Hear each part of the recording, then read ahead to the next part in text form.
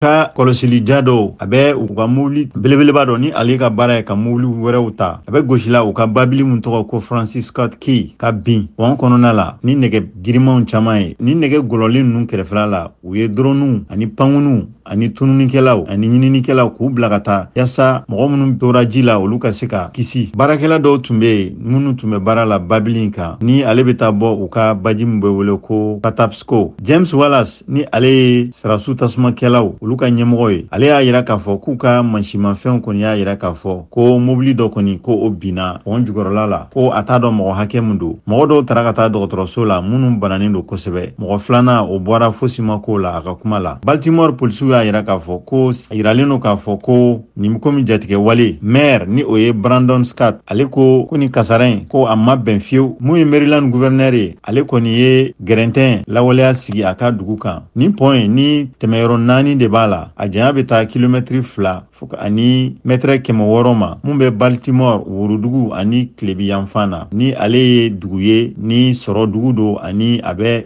jida kɛrɛfɛla la Maryland dugu kɔnɔna la ani Washington ye kilomɛtiri 60 ye. Ni sira in Keɲeka ani worodugu ni kɔrɔn cɛ ale nafa ka bon kosɛbɛ tani ka segi ani sɔrɔ la Ameriki jamana Tilebi yanfan fanfɛla la. Mun ye kɔgɔjila tagama ka bɔ Baltimore ani ka taa yɔrɔ wɛrɛw la ni ale port kɔni mɔgɔ caman bɛ taa ye ale datugulen kɔni don fo wagati wɛrɛ nin kasara in kɔsɔn.